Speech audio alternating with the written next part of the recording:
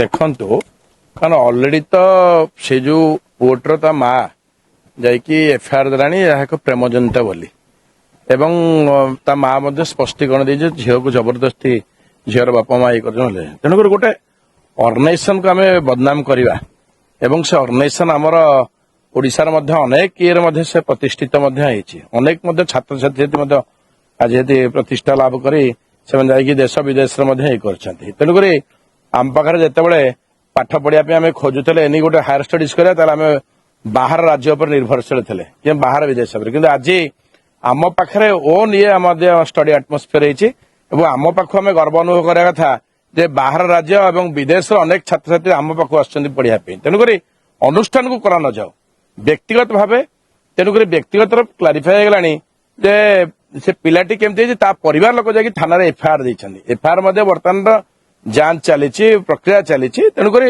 ମୋ ମତରେ ଅନୁଷ୍ଠାନ ବଦନାମ କରିବା ଅନୁଚିତ। ସାର୍ ଆପଣ କହିଲେ ଅନୁଷ୍ଠାନ ଯେପରି ନେପାଳୀ ଛାତ୍ର ପାଇଁ ସାରା କିଟ୍ ନିର୍ଦ୍ଦିତ ହୋଇଥିଲା, ଏବେ ମଧ୍ୟ କର୍ତ୍ତୃପକ୍ଷଙ୍କୁ ତାଗିଦ ମଧ୍ୟ କରାଯାଇଥିଲା, ଆପଣ ବି ମଧ୍ୟ ଥିଲେ ସେତେବେଳେ, କିନ୍ତୁ ଏବେ ମଧ୍ୟ ସେଇ କର୍ତ୍ତୃପକ୍ଷ କିନ୍ତୁ ତାଗିଦ ଏଥିରେ କର୍ତ୍ତୃପକ୍ଷ ବ୍ୟକ୍ତିଗତ ଦେଖ ମୁଁ କହିବା କଥା ଜଣେ ଷ୍ଟୁଡେଣ୍ଟ ଆସି ପାଠ ପଢିଲା, ମୁଁ ପାଠପଢା କ୍ୟାରିୟରଟାକୁ ଦେଖିଲି, ପାଠପଢା କଣ ହେଲା କଣ ନାହିଁ ତା ଭିତରେ, ଆଉ ବ୍ୟକ୍ତିଗତ କିଏ କାହାକୁ ଇଏ କଲା କଣ କଲା ସେଥିରେ ଏମାନେ ଦେଖିବାର କୌଣସି ଅଛି କି ପୋଜିସନ, କିଏ କାହାକୁ ଭଲ ପାଇଲା ବୋଲି କେମିତି ଜାଣିବେ ତାର କଣ ରହିଛି ଏବଂ ତାର ବାପା ମା ସିଏ ଆସି ଯେତେବେଳେ ଆଲିଗେସନ କରି ତାଙ୍କର ଯେତେବେଳେ ଫ୍ୟାମିଲି ମେମ୍ବର୍ସ ମାନେ ଦେ ଆର୍ ସାଟିସ୍ଫାଏଡ୍ ସେଥିରେ ଆମମାନଙ୍କର କହିବାର କଣ ରହିଛି।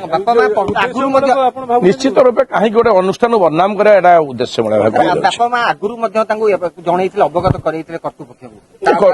କର୍ତ୍ତୃପକ୍ଷ ଯେତେବେଳେ ବାପା ମା ମାନେ ଜଣେଇଲେ ଆସିକି ଯେ ପ୍ରେମ ଜନିତ ଇଏରେ କଲେଜ କର୍ତ୍ତୃପକ୍ଷ ଯାଇକି କାହାକୁ କଣ ଯାଇକି ଝିଅର ବାପା ମାଙ୍କ ସହିତ ଇଏ କରେ, କର୍ତ୍ତୃପକ୍ଷ ହେଲା ପିଲାମାନେ ପାଠପଢା ଦେଖିବେ ତାଙ୍କ କ୍ୟାରିୟର ଇଏ କରିବା ପାଇଁ। ତେଣୁକରି ବାକି ତାଙ୍କ ପାର୍ଟିରେ ତାଙ୍କ ଫ୍ୟାମିଲି ମେମ୍ବର ଅଲରେଡି ତାର କ୍ଲାରିଫିକେସନ ଦେଇ କେସ୍କୁ ମଧ୍ୟ ଯାଇଛନ୍ତି ପରିବାର।